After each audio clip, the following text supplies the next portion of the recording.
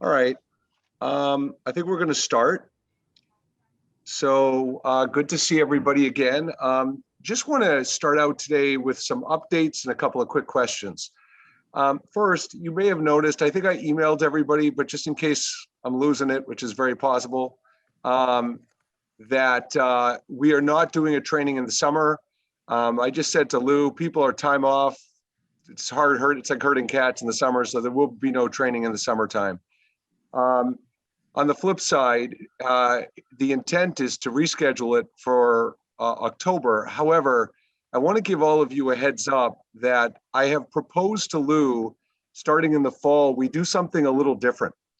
As many of you know, I've been coaching a lot of you, and Joe is coaching some of you, and we're doing these trainings every other month. But I have proposed to Lou, we do an applicant-based program. And what I mean by that is that we do a month, the blue cohort would have a monthly program starting in September with 6 to 8 participants who really want to prioritize development and learning.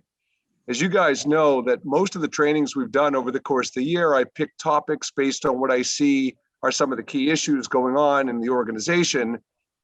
So this applicant-based learning would be a year-long program. It would be once a month for 2 hours. And it would be, the way it would work is we would have 4 core competencies that we would focus on developing or improving on as a leader. And what would happen is we would go in 3-month cycles. So we would work on one core competency, allow time for practice, questions, refresh, role plays, experiential learning, because I wouldn't want to make it a quantity-based program, more of a quality-based program. So more information to come, but if you're genuinely interested in participating, please apply, because it's quite an opportunity. And you know, I know a lot of people come to training. I don't know if I ever joke with you guys about this phrase. It's called voluntold, you know, and so it's like, hey, you should kind of go to that leadership training, by the way, as opposed to, do I really want to go? Do I have time to go? Am I invested in going? So the idea is to really segment out the people who really have a desire to participate, as opposed to people who feel obligated to participate. So I just wanted to let everybody know about that. So when the information goes out, I'll include all of you on it, and anybody who wants to take part certainly can. Hi, Lizzie. Okay, 2 quick questions before we get started. One is, I'm wondering if you all feel comfortable sharing. You know, we're getting into summertime. There does seem to be a light at the end of the tunnel for the pandemic, knock on wood. I'm wondering how you guys are all feeling around being engaged. And I just mean, you know, I'd love a few of you to talk about your morale, you know, where you're at morale-wise, where you think your teams are at morale-wise. I just love to get a gauge on how everybody's doing, and if everybody is kind of seeing a light at the end of the tunnel, or everybody's still kind of in a overwhelmed, difficult place. So if I could get a few volunteers to offer, that would be awesome.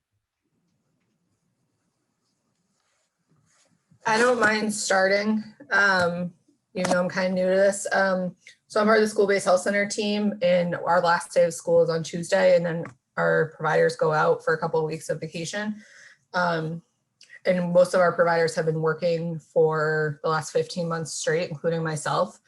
And I'm done. I'm toast. I can't do anymore. Can't take on anymore. But you know, there are so many other things that we need to get addressed. Suzanne, I don't know if Suzanne is on here yet, but like, there's so much we have to do this summer to get ready for next school year, with help with all the changes that are being made, that it's just exhausting to even think about. Lizzie, everything that needs to get done. Lizzie, before I go to Jari, do you have, are you able to, you know, once this winds down a little bit, are you able to kind of put some incremental goals in place so you can at least feel like you're putting a dent in all the stuff that has to be done? Yeah, I think so Suzanne and I have been working a lot together on a lot of different projects that we have, and we created kind of like a to-do list and like what we need to kind of get accomplished this summer and what's the priorities. And but you know, I'm also part of COVID team and all in the vaccine clinics and stuff like that. So there's a lot just kind of going on and continues to go on. and everyone's burnt out. And so everyone who's already doing this work is taking on more to prevent other people from being further burnt out. And it's a self-fulfilling prophecy that you just get more tired. Okay. Yep. Jari. Hi. Hi, Jari. Hello, and hello, everyone. So I agree with Lizzie 100%. But one thing that I would like to say, and maybe everyone can agree, is that I think this organization is at its point where we're change fatigued. There's so much changes happening currently with just so many things, learning new systems, learning new ways, adapting to changes. And there's just so much change that I myself personally can't keep up with the change. And I'm very transparent, and I am struggling a little bit with, learning so many systems and then also adapting to everything else that the organization is going through. So I think change fatigue is a real thing. Yeah, so that makes a lot of sense, Jari. I'm sorry to hear that, but it makes sense, and I feel for you on that, because I know how much change I'm not there, but I hear about it. So one thing I would like to say in response to what Jari said that I don't want to forget about is one of the core competencies we're going to be working on next year is resiliency. And it's one that, like, if I was ever to call up a company and say, do you want to pay money for me to teach your team to be resilient? I'd probably get laughed out of the building. But at the end of the day, with the change that's gone on and will continue to go on, Lou has placed trust in me to pick out these modules. And I hope you all agree the value of having those resiliency skills, especially in light of what has gone on. So anybody else want to add to this? Hi, Fuzi, how are you, buddy? This is Jen. How are you, Mark? How's it going? Good. Jen, go ahead. Yeah, sorry, I didn't want to interrupt Fuzi. Good. I think just going along with Lizzie and Jody, I think, there's been a lot of change in the organization, which I'm not, I do think is positive change. I just think that it's all happening at the same time. There's so many pilots. We got to pilot this, we got to pilot that, we got to, trial this, trial that. It's very overwhelming. And, as a manager and a director, you're trying to maintain like the current presence and the current programs that you have, while also understanding that your staff are burnt, and then trying to tell them, well, we got to try this now too. And, you take on as much as you can as a manager, but you also have to be able to have your team involved in change. And I think it's definitely been tiresome. And I think for me, I'm looking forward to summer. I'm looking forward to taking time off to just re-energize, I guess. So that's just where I'm, how I'm feeling right now. Yeah, thanks, Jen. And before I get to Lisa, one thing I just want to throw out to everybody. I've worked with some of you on this privately, but when I hear Jen say what she said, the first thing that goes to my mind is the ability to set boundaries and expectations around assertiveness. So, I had a conversation with Brenda a few months ago, and Brenda was feeling like the weight of the world was on her shoulders with the vaccine clinic and such like that. And she said to me, Lou expects me to do this, this, and this. And I said, well, I remember when I used to run a company with employees, and I would ask for the sun, moon, and the rain, because if they weren't going to say no, I was going to be selfish and just hope they did it. And so I think there's sometimes a mindset when leaders ask for things, a lot of changes to be implemented, policies, procedures, whatever, that we feel like, well, if we're being asked, we have to do it. But, part of your role as leaders is to set boundaries for your team, protect them, protect yourself, model that behavior. So I understand there's some things you have no control over and that you just have to do it. You don't always have that control. But there are other times where I bet if you all reflected that maybe you could have been assertive, or you could be more assertive, setting those boundaries and pushing back respectfully a bit to protect your team. And Jen, I know you of all people, I correct me if I'm wrong, but I think that's a skill you've done a pretty good job of improving and developing as the year's gone on. Yeah, I agree. I think it's just, I guess, finding that ability to say something in a positive and respectful way that, you know, it's not something you or your team can take on right now. And that's where sometimes it gets tricky. Yeah, you know what else too, Jen, that I've heard from some people, and if any of you guys agree, just shake your head on this. I think sometimes the pressure in doing that is not just how to say it, it's also feeling like you're going to come off as not a team player or not being helpful. And that's a horrible feeling too, right? So there's that. And so look, it's not easy, but it's something that perhaps maybe that should be a module around assertiveness that we work on as well next year. Maybe we're picking our core competencies as we go here. Okay, Lisa, let's finish with you. I know you had a thought. It's pretty similar to what other people have said. I mean, but I would say personally, I definitely see a light at the end of the tunnel because I'm gonna take off time, you know, like all of this backlogged time off that I have from all, you know, Lou has, I think, very wisely, but very generously said that he's gonna let providers take the time off that we didn't take during the COVID year, and not lose it. And so I feel personally like I'm getting rested and, you know, getting back some of the things that are important for my resilience and everything. But the organization is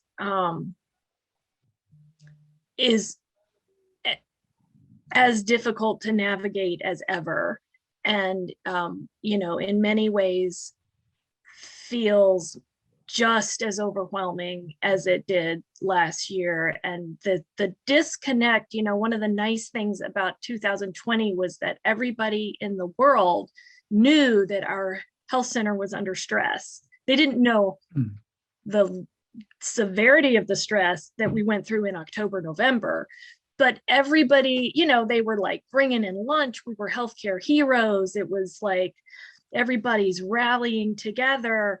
And now I think people outside the health center expect us to just be over it, you know, and it's not at all, you know, okay yet. So I think that's, in that sense, it doesn't, at the organizational level, I don't see any light at the end of the tunnel. In fact, I see something really bad at the end of the tunnel in a couple of years when we have to go to capitation, that, you know, and then the amount of work that we have to do to get ready for that. So.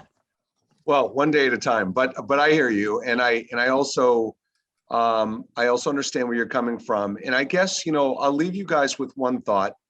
For those of you who are taking time off this summer, which I hope is all of you, to refresh and to recharge, the one thing I'm going to share a very brief anecdote to make a point to you.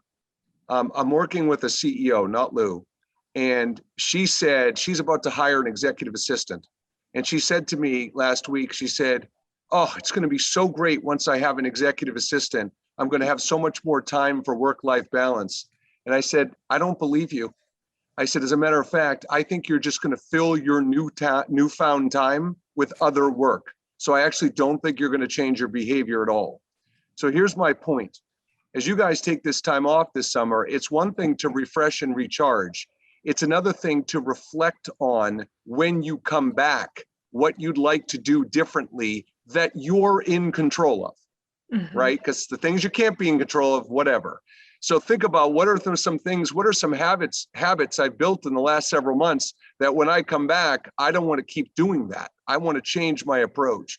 So I would build that into your time off self-reflection. I would encourage everybody to do that. So that's all. That's good advice. Yep. Thanks, Lisa. All right. Does everybody have the worksheet handy that I sent out prior? Okay, awesome. All right. We're going to have some fun today, you guys.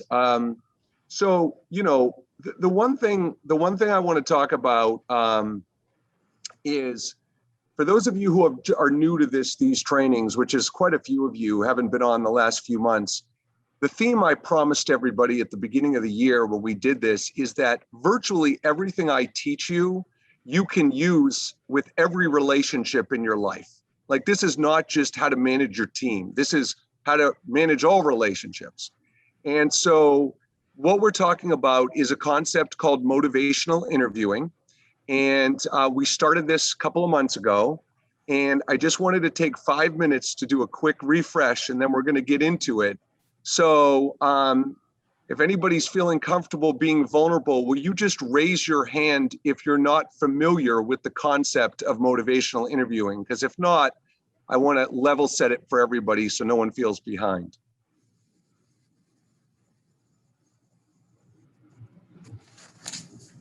Okay, so all of you are familiar. So what you see on the screen, and as many of you know, I don't read slides. These are the primary functions of motivational interviewing. These are the goals. If you're a good motivational interviewer, you can do these things. Now, hang on one second. Just bear with me for 1 minute.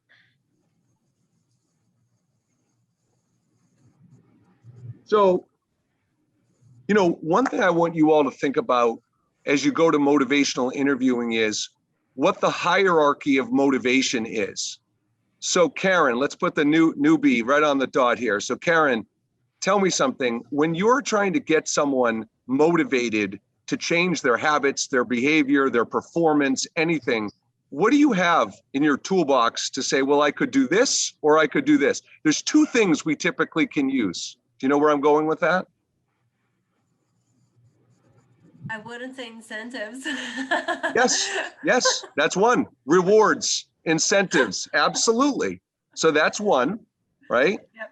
And anybody, can you know the other one? I would say, you know, the bringing positive attitudes. No, like once-ish. That's all right. Hey, you're 1 for 1. That was awesome. Great job. No, so the second one, does anybody know the second one? Want to take a stab? Okay, the second one is the opposite. It's consequences, right? It's punishment, it's consequences. And we learn that from a young age, right? Do what you're supposed to do and get rewarded, and don't get punished. I mean, that's kind of the framework we all grow up with.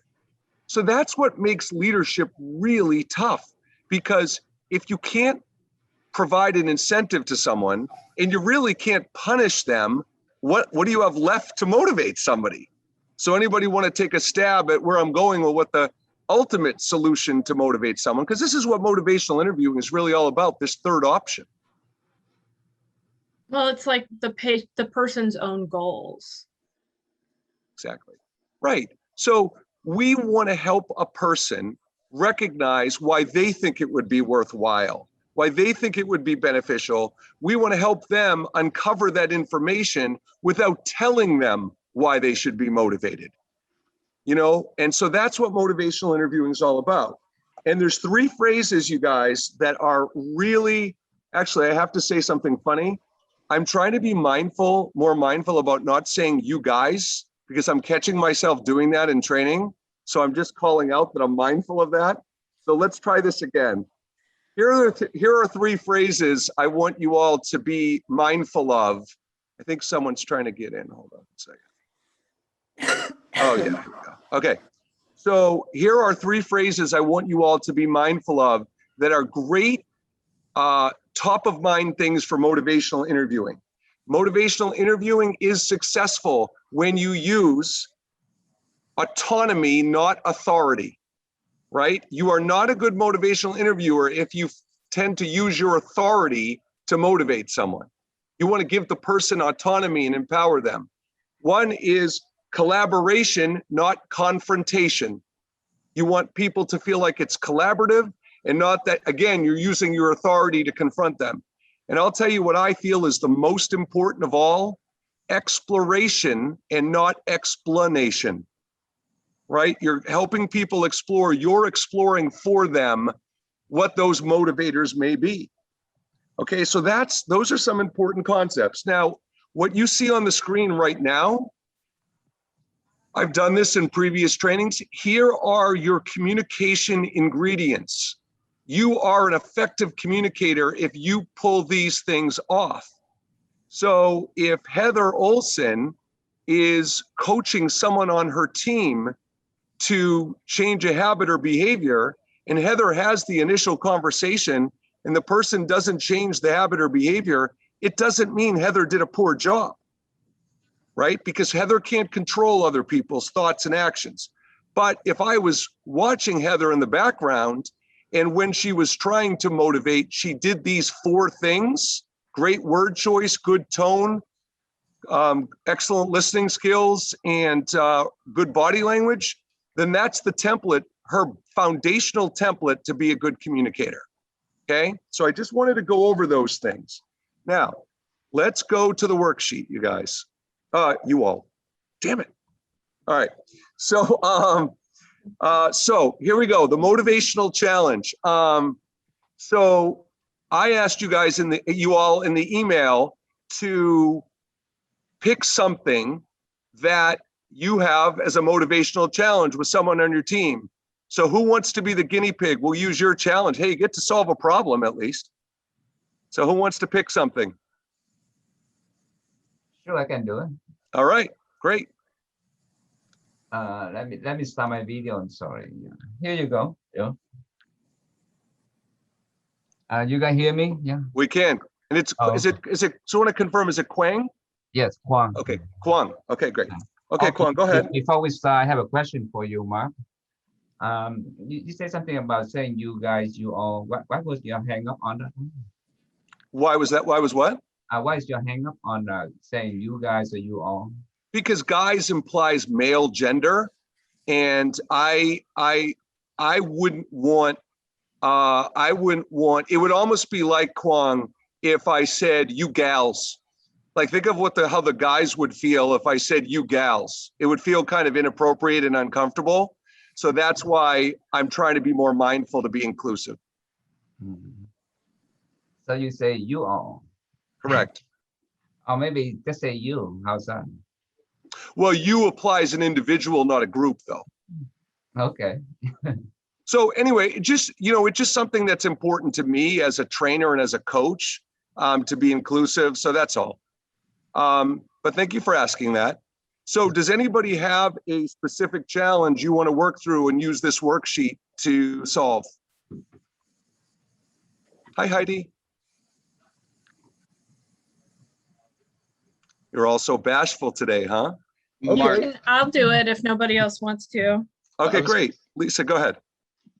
So I want to develop a more systematic exercise schedule. I want to exercise more, but I keep not doing it. Okay, so just to confirm, this challenge is not a personal challenge. It is someone on your team that you may be struggling to get them to embrace change, change a habit, improve their performance. They have something that bothers you about, something they do. Okay. Yeah. Sorry. That's okay. No, it's okay. Do you want, I could do one with somebody that is a supervisor to me that that I can't seem to get through to, but I don't know if that's, it needs to be somebody that I supervise. Yeah, for this one it does. And I know, Stephen, you said you have something.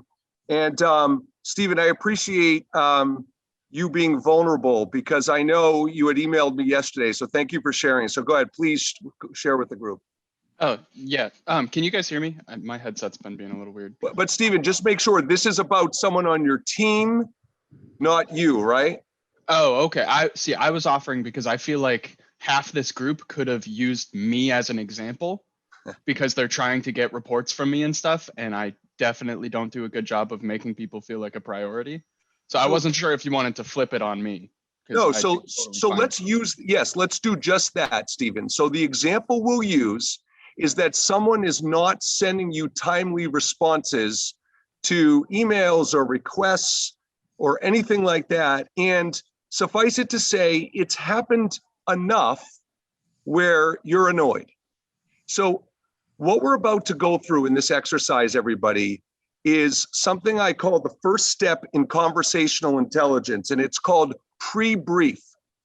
And before we get into this, I just want to reinforce to everybody, every time I teach this, I can actually visibly see people internally rolling their eyes, because I believe that to take 10 minutes to prepare for a conversation is 10 minutes that most people have told themselves they don't have or won't have. So what I'm saying is that when you are approaching a difficult or a courageous conversation with another human being, I'm teaching you, you need to build in a pre-brief process, no matter who that human being is. And we're gonna teach that pre-brief process, but it's an investment of your time up front prior to the conversation that will hopefully yield way more short-term success, so you won't have repeat conversations. That's what this is about, okay? So this is for all of you, because I'm sure it's not just Stephen. I'm sure there's many people you deal with who don't respond to your emails and such in a timely manner. Hopefully not too many, but so what do we tell ourselves? Look at the prejudge, step one, prejudge.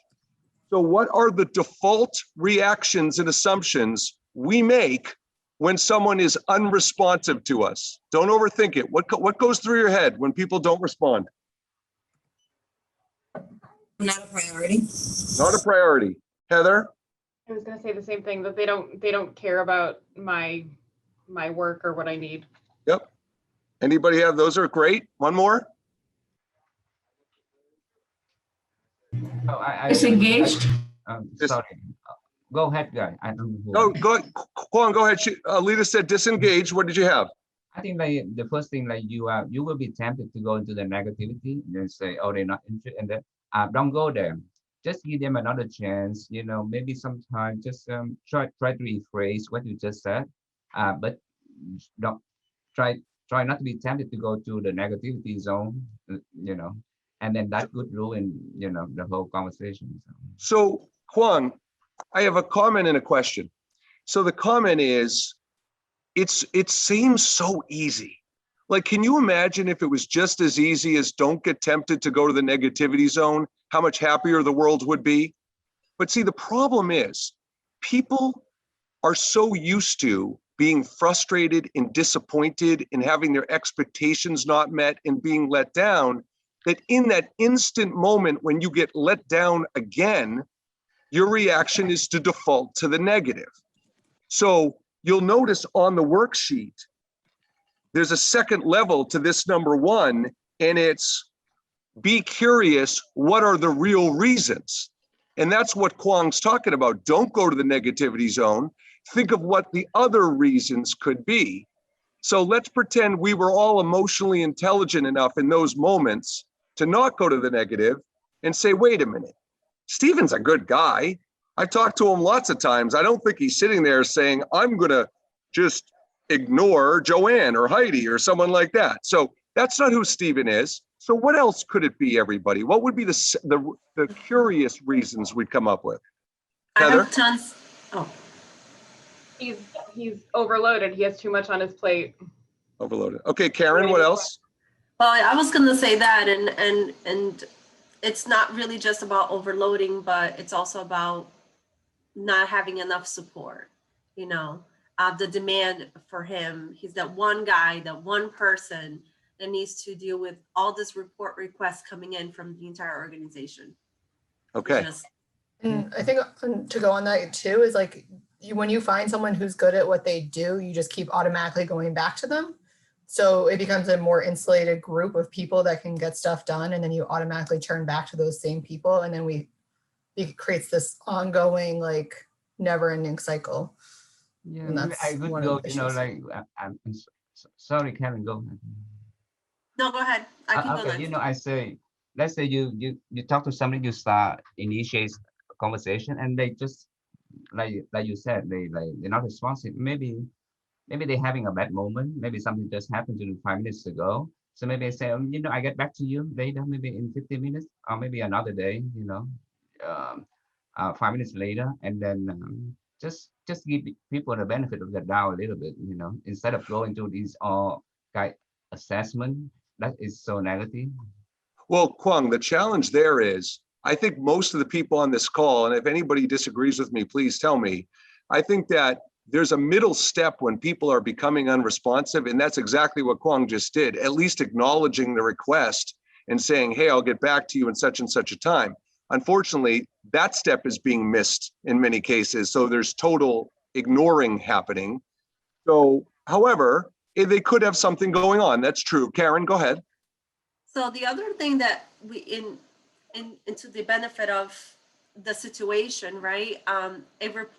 Using this example, a report is not really easy, but if a supervisor or someone that's submitting a report keeps changing on this person, oh, I want this report this way. And then, oh, you know what, never mind. Can you do this? Can you change this? So that's also delaying the process. So communication, be certain exactly what you need before you submit, because that Stephen's time is very precious. And if we can't get it done the first time, it's going to delay everyone else. Yeah. So sorry, Steve. No, Karen. So what I'm going to reflect back what you said. You tell me if I processed it correctly. Passive aggressive. Someone's annoyed because you've changed the expectations and directions, and maybe they just put your request to the bottom of the list because they don't feel like addressing it and they ignore it. Well, I wasn't saying that he would ignore it, but I'm not saying Stephen. I'm not saying Stephen. I'm Okay. saying it could be a reason that somebody does that, right? And one thing I learned is sometimes when you keep hitting them with repeated requests, they could be annoyed, and they could try the delay tactic. Say the more you ask, the longer it's going to be the delay. Sometimes people do that. And so sometimes I know certain people to just ask them once. That's the best way to approach them. But some other people, I might use a different tactic. But I know there are people who doesn't like to be asked more than one time, and I would respect that. And then I would, Yep. just ask them once. Yep. Heather, go ahead, and then I'll get Stephen. I think unrealistic expectations also play a role in this. So specific to this example about Stephen is, I will speak on behalf of my department. There are frequent times where we reach out to Stephen at the last minute for a grant report or a grant deadline that sort of came out of the blue, and we need him to scramble for us. And our expectations are probably, that he can turn around something quickly, and oftentimes he does go above and beyond, but that's not fair to his time and his process that he's tried to set in place for the organization. Yep. Stephen? I'm not really sure what. Oh, you have your hand raised. That's all I saw that. So on the Where? screen, yeah. Oh, I was just testing that because I was Damn Googling how to do technology, it. Stephen. Damn technology. Okay, Yeah, I know, anyway, it sucks. so here's the scoop, everybody, okay? So I want to be very clear on this as we keep moving. Why did I have you go through that? Give me all those answers. There's two reasons, right? Because during pre-brief, an effective conversation pre-brief is you are mindful in the same way I'm not saying guys, you are mindful to really delve into what's really going on and not just default to the negative. However, the real takeaway here is, I think, something I taught you last couple of months ago, but I absolutely want to bring it up again, and it's called simultaneous emotions. So a lot of you were very empathetic to why Stephen, or anybody else for that matter, may not be responding. And let me tell you how I feel about that.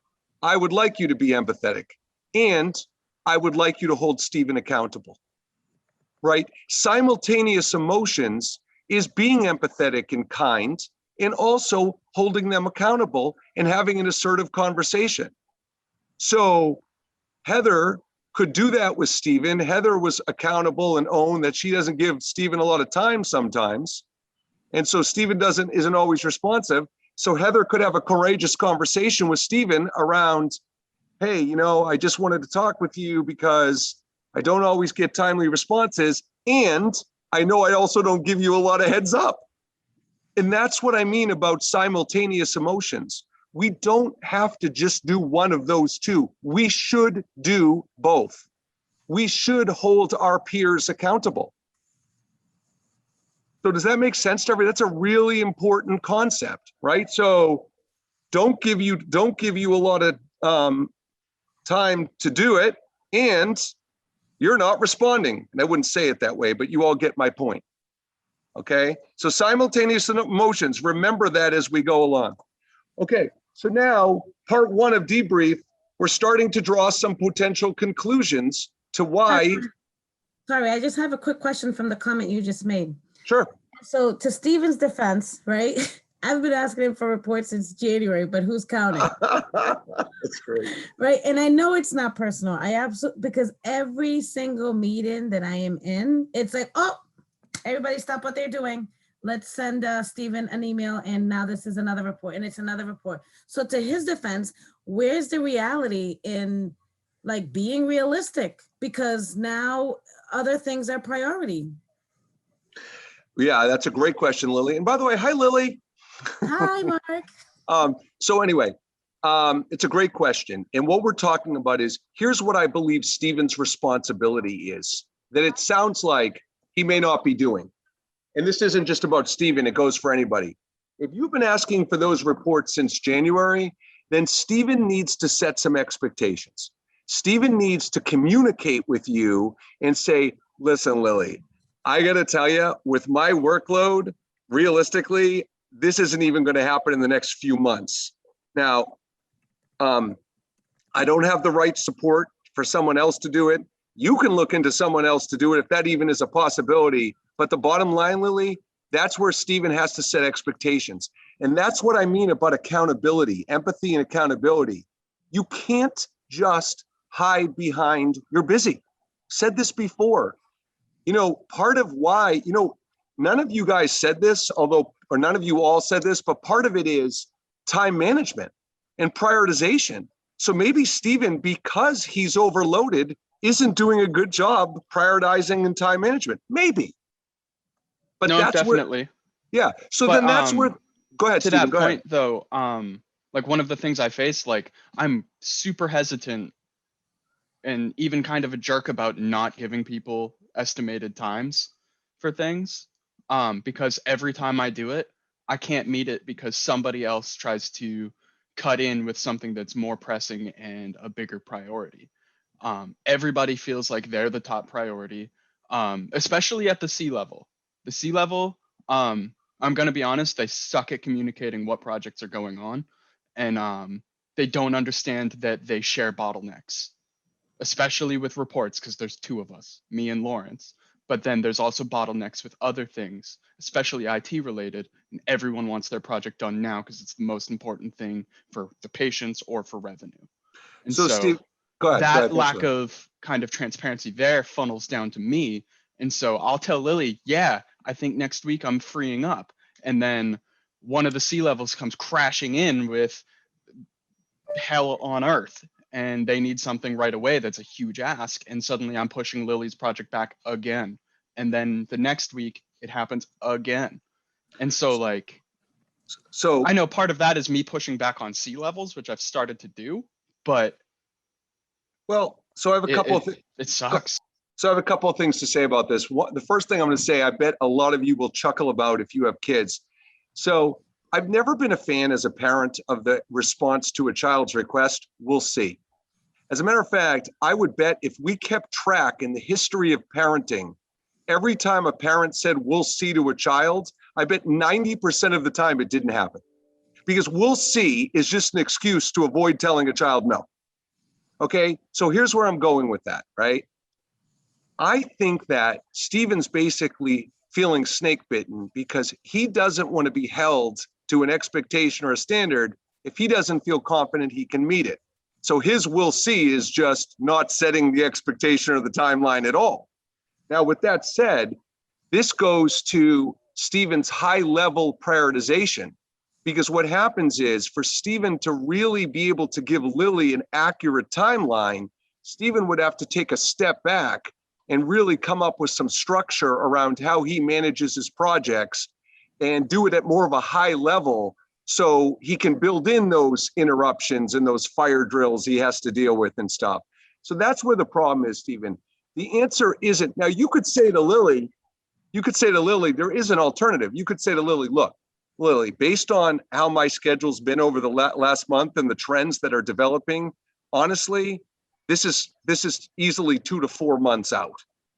Okay, you could give her a range. You could under promise and over deliver. There's lots of different things you could do, but I don't think you want to develop that habit, Stephen, of just, I'm not going to give any kind of range because I don't want to be held to that. And so this is where we're going with this next step in the exercise is root cause. So Stephen's actually paving the way for that. So if we think Stephen is, and in this case, we're talking about managing sideways. Okay, so Lily and Stephen. But if we think you had an employee who was not responding in a timely manner to your emails, your requests, going back to what Kwong was saying earlier, there's a tendency for leaders to say, I'm your boss. If I give you a request, I expect you to do it. Well, you know what? I feel like that's BS. I feel like that's using authority and not autonomy. That's what I was referring to. That's lazy leadership right there. Okay, so, we have to understand why. So if someone that works for you is not being responsive, they're not being disrespectful. I don't think their intention is to say, I don't care what Kwong wants. I've got a lot to do. I'm just going to blow them up. That's not what they're doing. So what's the root cause, everybody? If we have overloaded, not enough support, could have something going on, feeling annoyed. So what's the root cause?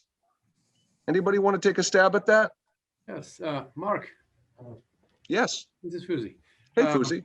I think before we set expectations, we have to give the tools and the staff to the teams, and we don't give Stephen the tools. We don't give them the support, the staff, and now with all these transitions.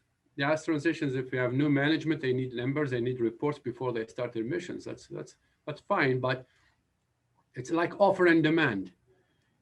If the demand is very high, I think the offer has to go parallel and support Stephen with staff and technology. And then you can see how Stephen does his job. Is he organized or not? But as things are here, they are really overflowing on two people, which is, if you talk about logic, I think we're just looping around the same problem. It will not be fixed. Well, so here's how I feel about that, Fuzi. And I'm going to be a little hard right now to make a point, not because I really feel this way. Stephen's an enabler. He's an enabler because you know what happens when Lily makes that request, and you could argue even Lily's a little bit of an enabler. Lily makes that request, Stephen blows it off, doesn't set expectations, doesn't want to be obligated to a timeline. So guess what? Everybody else in the organization doesn't know this is going on. I mean, some people, whoever Lily has to do this project for knows, but ultimately at the end of the day, the only way things change in an organization is to speak up. Now, you're not guaranteed. It's not like if Stephen goes to someone in the green cohort and says, man, there's about 6 things I can never get to. Can I have the tools of support? Stephen may be laughed out of the room, but that's not the point. The point is we have an obligation to me as a leader where you have to advocate for what you need to be successful at your job.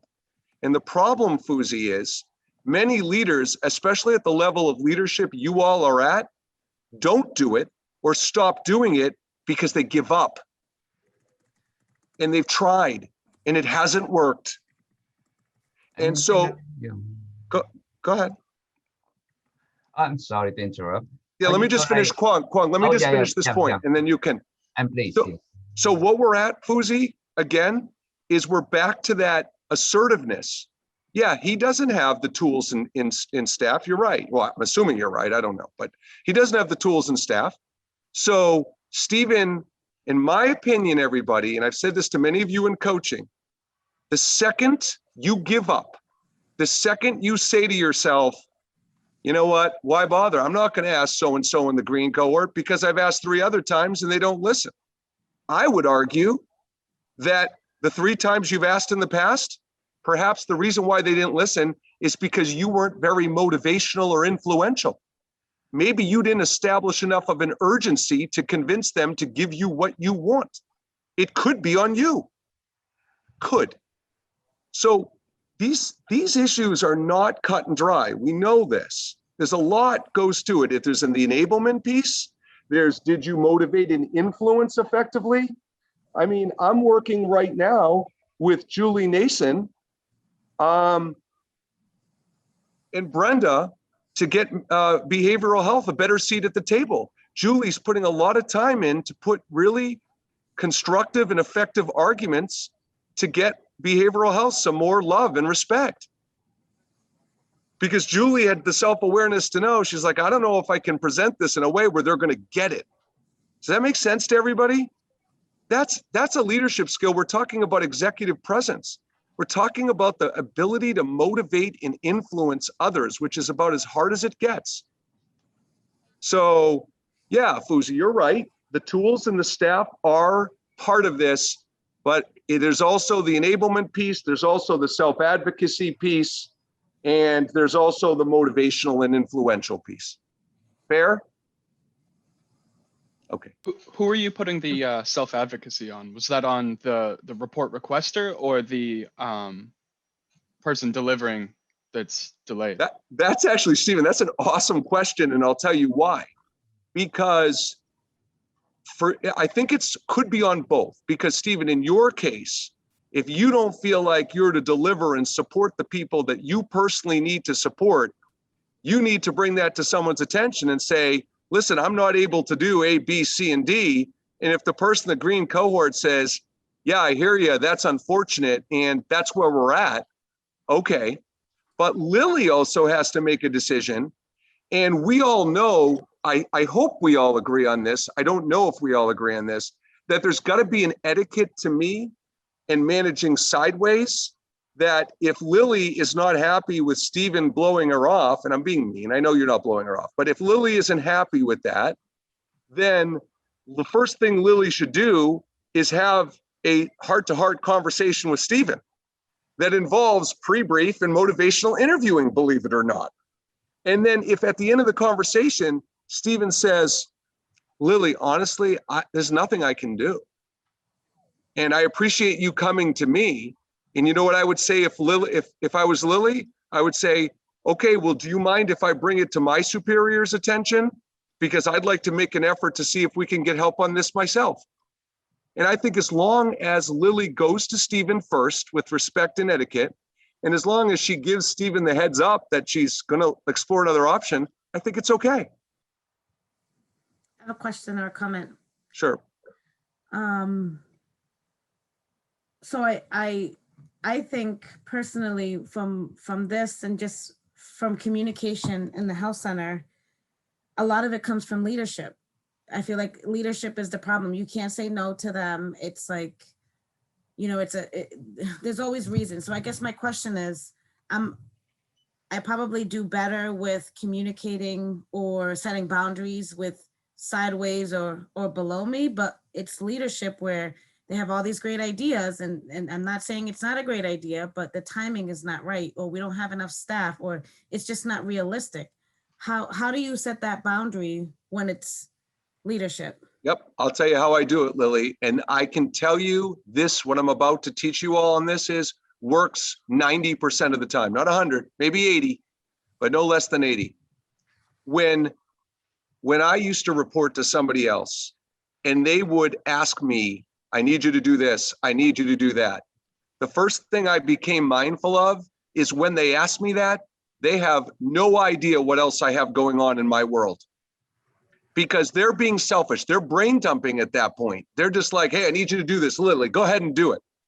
So this is what I do. Instead of enabling that and feeling obligated to take on an unreasonable or irrational request, or instead of just flat out saying no and feeling bad, I say, you know what, Lily, who's your boss in green? Alex. Okay, I would say, so, hey, Alex, I can do that for you. Here's the thing though, if I take on that project, here's what I won't be able to do. And I actually will tell my boss, so now my boss can get inside my world, because my boss isn't thinking of my world in that moment. So you need to get your world on the top of mind of the person that's managing you, so they get some perspective of the reality of your situation. Now, if you do that, and Kwong, I haven't forgotten about you. If you do that, and then the person says, Lily, I appreciate that, and I'm willing to let those three things fall by the wayside, well, you kind of have to do it at that point. But I think that's my answer, Lily. I think we have to educate and remind the people that manage us what we're up against and let them make the decision. Takes all the pressure off you. You don't have to feel obligated to say yes. You don't have to feel like a jerk saying no. You give them the facts and the data, and then they can make the decision. So it's not so much Alex, it's more of just the leadership as a group. Well, okay. So, but someone has to be a point person for a task, right? I mean, if it's the But leadership. It's not Alex communicating it directly or as an ask, it's people on his level. Oh, I understand. So then I would go to Alex and say the same thing. I would say, hey, Alex, so-and-so on the green team said they want me to do this. So before I respond, I want to let you know, here's what I'm up against. How would you like me to respond? So that's all. It's the only difference. Mhm. Yeah, just to add on to that, because like I kind of go through the same thing. Like I have Shannon as that I report directly to, and she's fantastic, and she sees these concerns and this stuff, and she does what she can to support it. But like the pressure comes in silos, and so like somebody may be pushing for something for what Lily's asking for, but then somebody's pushing for other things and other things and other things, and it's just this trickle down and bottleneck. And so like if Lily asks for stuff and I say, hey, I think I can do it, and then I can't, it's hard to communicate why without like laying out every report request that's open. And Why? then Why couldn't you just say, Stephen, hey, Lily, because there's a difference, right? Because here's the difference, Stephen. We're talking about managing up and managing sideways, right? So Lily's example was managing up. You're talking about dealing with Lily directly. So I don't think you need to necessarily prove or justify something to someone you're managing sideways. I think if you said to Lily, look, I have a number of requests from the senior leadership team. I have a number of other requests that I've been told are urgent. So realistically, I can't get to it for whatever. I don't think you have to go into a lot of detail, Stephen. well, the thing is, if I try to do that sideways, the next step is often for someone to escalate up. And so then I'm now moving diagonally. And when it gets to that C level, like typically managing sideways, there's a pretty good understanding. Like everybody's really cool about it. They get it. But then the C levels have their own pressure from the board and this and that. And so it gets distorted the more that it gets bounced around. And so like that leads me, like I replied to Shannon once and told her to send the board my address. And if they want to watch me code and work my ass off, they can come over. So what's your question though? I understand the dilemma, but you're asking me what's the question? So like, how do I interrupt, Mark?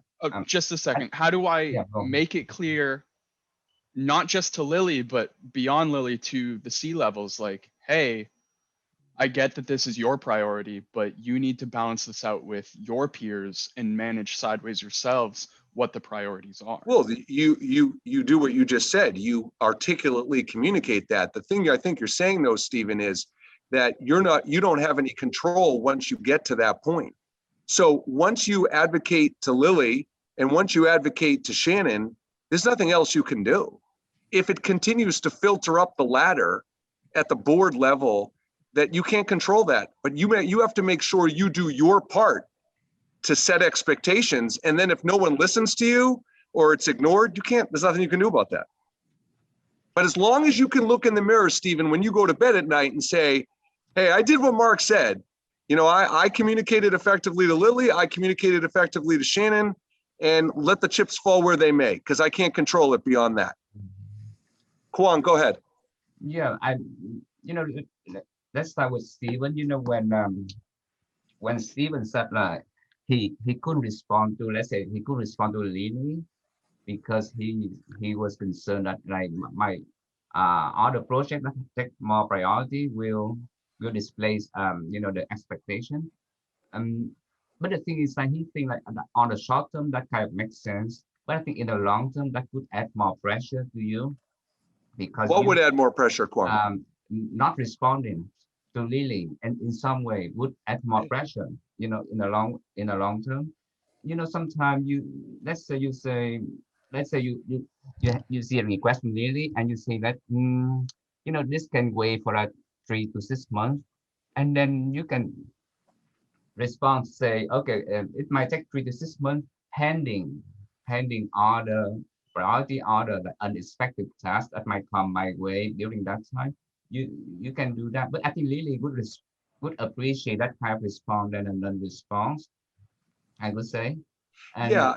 And in terms of like when Lily, she brought up a point about the leadership kind of put an undue pressure on her, and then that make her like put a pressure on her staff. I think sometimes our leadership, wherever they are, if they hire up, remember they work for us too. They're not working, they're not working for themselves. They work, then they have to respond to everyone. So sometimes you have to push back, and sometimes it's you have the obligation to actually, set boundary with regard to them too. Not just the staff that work under you. Yeah, So Kwon, it had to work both ways. well, Otherwise- so Kwon, here's the thing. I'm going to stop you for a second. You strike me as a guy who's very wise and bright, and you're saying a few things during this training that are correct, but the fact of the matter is, they just don't happen on a consistent level. So should leaders understand they work for the people under them? Hell yeah, absolutely. You're 100% right about that. But that's just a statement. Just because No, that's you have the right to hold them responsible for that. I cannot speak for Lily, but I can speak for myself. I hold the leader in this organization to slander when it comes to dealing with me. So like you have no control over what other people's behavior, but you always have control over what you respond to them. So you can clean up your part of the street. Well, right. That's what I've been saying about advocating. Exactly. So look, Stephen, 2 final thoughts I want to give you on this. Okay. Number one, if you shoot me an email when this is over today, let's you and I do a couple of coaching sessions on time management a little bit, because I think I could help you on some fundamental things. If that's interested to you, just shoot me an email about it. I am working with Joe. Okay, good. Has he given you a process? Yeah, we're starting to work through some of that. Great. Okay, then you're in good hands. The second thing I wanted to tell you is I want you to remember that ultimately there is no guarantee. It's very easy to be resigned and feel defeated. And I think one of the habits, Stephen, you want to build as a leader is determine what communication behaviors you want to model and demonstrate on a consistent basis, regardless of the outcome, right? Because if you determine when I'm going to speak up, when I'm going to be assertive based on the willingness of the other party, the more you build that habit, the easier it's going to be to rationalize not doing it instead of doing it. Does that make sense? And lastly, I don't think the issue is so much whether you commit with Lily to 1 to 2 months or 2 to 4 months or 3 to 6 months. Lily simply has to know if this is not something that's going to be on your radar because of time, then if she needs it within a few months, then she needs to explore other options. So she at least needs to know if you can get to it or if you can't, and approximately what that time frame is. So that's important. Mhm. Okay, everybody. Okay, so I'm going to keep moving. Appreciate all the interaction. Hi, Danielle. Good to see you. So let's talk about root cause for a minute. So Tina. Hi, Tina. So Tina, let's pretend you had someone working for you that wasn't responding to emails in a timely manner or tasks. Your job going into the root cause conversation is to balance empathy and accountability. Okay? So in this conversation, just to refresh you, we talked about possible reasons that someone may not be responding. We talked about being overloaded, not having enough support, whatever. So Tina, how do you start out a conversation like that to try to get to the root cause? Tell me how you'd start that out. Well, I have that problem, and I started out by saying, I know you've been out a lot lately. You know, there's some health issues going on there. And I said, I know the volume of email must be overwhelming, but I need this consistently, and I'm always having to chase it down. Okay. So what did Tina do? If we translate what Tina did, is her technique to start a conversation is she shared an observation that she's noticed. She was empathetic. She acknowledged the volume of work. So she shared an observation. She was empathetic and explained the problem. And then she stopped. So Tina, let's do a role play. Let's throw some curveballs at poor Tina, okay? So I respond and I say, yeah, Tina, to be honest, boy, it's been tough. I mean, the pandemic has been really tough, super busy, a lot going on. So yeah, it's been tough. Now listen, notice what I did, right? I did nothing. Yeah, I basically I didn't cooperate at all. And I did it that way because I'm sure you guys can relate to that kind of response. So that's why I did a realistic response. So just to summarize, so share observation, right? One more time, share observation, be empathetic. And then the third step is hold them to be accountable. So where Tina said as her third thing, I'm always having to chase you down, what I might have her say instead is, you know, I know you've had a large volume of emails, and I still need you to respond to the emails. Right? Notice it's not but, it's and. So number 3 is the and. That's the connection of the simultaneous emotions of empathy and accountability. So then I give her a generic response that, by the way, I wasn't accountable for my behavior in the response. Did you notice that? I just kind of played into her empathy. All right, so now what do you say, Tina, when I didn't really cooperate and I just said, yeah, it's really, really tough. Now where are you going to go? Right. So I need to be specific as to why this person's lack of response is causing the issue. So in this particular case, I know that we're not being particular, but this is easier for me to be particular. It's actually causing more work in the long run because we actually have to reissue a bunch of checks because they bounce, because the bank doesn't know that they were issued. So they. Okay, wait. Let me stop you. Okay. Because you're touching upon something that's important, but not yet. All right. Okay. So ultimately, she's going to save time if she responds to my request, but nope, don't go there. Okay. Let me stop you. So everyone, I want you to pay attention. This is critical. When you are trying to get to the root cause of a problem, the next thing that has to happen is the person has to agree it's a problem. Okay. So you have to get them to say, because if Tina starts going into, well, here's why it's important, and the person hasn't even acknowledged the problem. Yeah. Right. So Tina, what I would say if I were you there, I would say, you know, okay, so yeah, I understand the volume is high. However, would you acknowledge that you haven't been responding to my emails in a timely manner? Has to ask that there. Right. Because if the person says, so Alita, what would you say? Tina, I'm coming back to you in a second. Alita, what would you say if the person at that point said, no, I actually think I do a pretty good job responding to your emails. Now what are you going to say? Well, it's interesting that you should bring this up because when you sent this paperwork out to us, I said, oh my God, I just went through this. I lived this for 2 years and it was a nightmare. And even though it's over, this just brought everything back.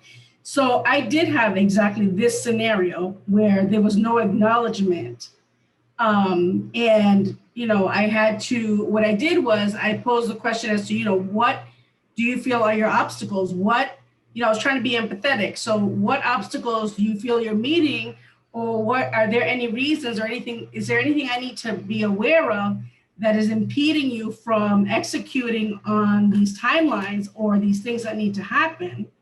And do you realize can you agree or realize what the consequences are of these things not happening? Do you know what's going to happen? Yes, I know what's going to happen, but this is just not a priority for me. And this is like exactly word for word what I was being told, I'm doing the best that I can. I'm busy. And, to be honest, this isn't really a priority to me. Like, this job is like, I'm doing what I can. And it was basically like, I take it or leave it. Okay. So it Alita, was rough. Alita, that was really helpful and good insight, because actually, if we all agree that number 3 has to be getting agreement that it's a problem, then what Alita said is, well, if they agreed it's a problem, the next thing I would say is, well, what's getting in the way? Why do you think this is happening? Which is great. And guess what? Step 3A is if the person doesn't see it as a problem, more importantly, they don't really understand the consequence of it. Right. That's when, Tina, your thing would come into play, where you ask them, to understand why they would be motivated to do it differently, the consequences, so on and so forth. Does that make sense? Right. So Tina, what do you think this is perfect timing. So Tina, what's getting in the way? So tell the group what you believe is the root cause to this behavior. Lack of, agreement that it's a problem. I maybe it's a different don't think that perspective. we're in agreement that it's a problem. To her, I could do it myself, probably, you know what I mean? And to me, it needs to come from her. And so we need to work that out and come to agreement that it belongs to her because of X, Y, and Z. So hold on, Tina, 1 second. So I'm going to give a virtual gold star for whoever answers this correctly. This is not an easy question at all. Okay. So Tina says the root cause is that the person doesn't see it as a priority or as a problem. I would say it goes much deeper than that. Anybody want to take a stab where I'm going, that if that's not the root cause, where do you guys think I'm going there? Or where do you all think I'm going there? Aren't you trying to bring back the 3 foundations, bringing the incentive, the consequences, and the goals for the staff to make sure that they can fulfill their roles? No. I'm trying to get inside the head of this person who just, technically disrespected Tina and said, or is thinking this isn't a priority. So what if the person doesn't think it's a priority? What's the deeper level issue going inside that person's head? They're not committed? Tina kind of touched on it, that they feel like Tina could do it herself and that they shouldn't have to. They don't, like, what is that thing they say on South Park? Respect my authority, So good call, Stephen. So I think there's 2 things that could be going on. One is absolutely what Stephen and Tina says, that the person feels like it's beneath them. And 2, it could be that perhaps Tina hasn't done a good enough job clarifying why this expectation is an important part of their job. It could, right? So my point is, if Tina says the root cause is I don't see it as a priority, Tina, where do you go now? If the person actually was rude enough to say that and say, I think it's beneath me, or I don't think this is a part of my job, now where are you going to go? Like I was saying before, I would explain exactly why it belongs there. And, unfortunately, I know myself, so I would say, and I said you have to do it, so you're going to do it. I'm not going to negotiate this has it belongs where it is. I put the You need burden to on fit it teams into that your they- schedule. I Wait, can let Tina help you- finish. Go ahead. You're not going to negotiate. Go ahead. Right. I don't know. I could help the person time manage, like what other tasks that are taking up your time that makes it so you can't do this, and try to help them that way. But I'm not sure that now I'm not feeling that confident about my answer, but you know what I mean? I just feel as though I would be like, well, tough, it's part of your job. You got to get it done. It takes 2 seconds. So guys, Kwong, before I get to you on this, I want you to pick up on a couple of things that are really important in this activity day, okay? The first one is, I bet, and Tina will correct me if I'm wrong, I bet Tina's willingness to negotiate or coach this person took a hit when the person was snarky, right? Because once the person kind of says, well, I shouldn't have to do this, or this is beneath me, there's a part of human beings that are like, are you kidding me? Like, that's what we're saying. Like, really? That's where you're going to go with this? So this is where the emotional intelligence piece comes in, right? It's easy to be emotionally intelligent when we're not triggered or annoyed. It's when we are, that's where we earn our money, right? Now, the second piece is, all right, she said, well, this is where I would explain the why. Well, I would say this is where you use motivational interviewing. So in this part, when the person's being snarky and resistant, Tina, if I'm Tina, I'm going to say, you know what? Rather than me tell you why I think it's important, why don't you tell me why you think it would be important? Why don't you tell me who you think the people are that are impacted? Why don't you tell me how you think you may be perceived across the organization when you don't do this? And I wouldn't say it in that kind of tone, everybody. But the point I'm trying to make is Tina's inclination was to explain to the person why it's important. That is the writing reflex, and that is what you stay away from in motivational interviewing. You want to pose questions. Every time you encounter resistance, Tina's one of my favorite people. Tina, remember, exploration, not explanation. I had it written down actually from earlier. So I'm like, Go I ahead, don't think Alita, in go this ahead. case, it's being snarky or it's beneath them. I think it's just the overwhelming amount of tasks that have been assigned. Well, that may be. And at the end of the day, it's like what we talked about with Stephen before. You can be empathetic, like you did a great job starting that conversation. And at the end of the day, you got to say to the person, look, I understand what you're up against. And we can talk through if you need some help with time management or prioritization. However, I need you to do this. And I need you to commit to doing it, not just agree. I need you to commit. Alita, go ahead.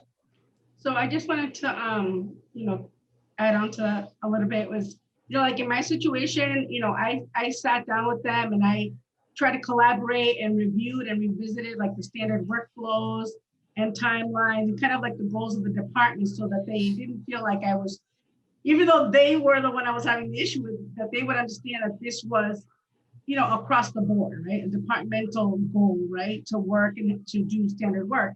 And I even introduced SMART goals and they didn't want to participate. They wanted to remove themselves from the exercise of using SMART goals because they didn't feel it was important. So it was like, I was being dismissed, consistently in trying to, grow this person's potential. And I would ask questions like, what can we do?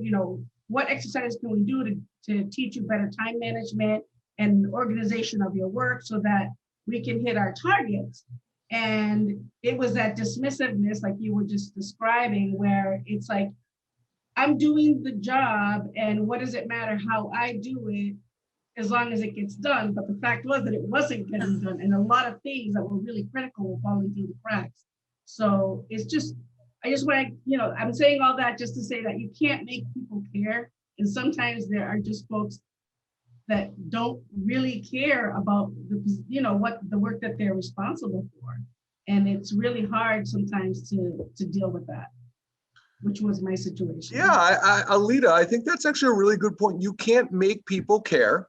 And I would say that, like I said to Stephen before, I also believe, Alita, that many of us assume people don't care before they actually use motivational interviewing as a technique and judge that they're not going to. So as long as you give it the effort, and then you can look in the mirror and say, hey, I did my job and I can't make them care. So or until they tell you that the job is not a priority to them. well, that's right. That's right. Kwon, go ahead.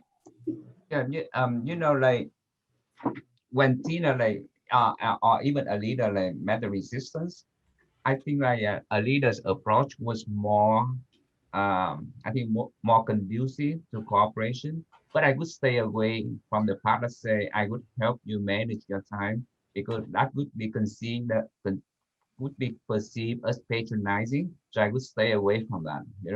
And then that could probably raise more resistance from the other person.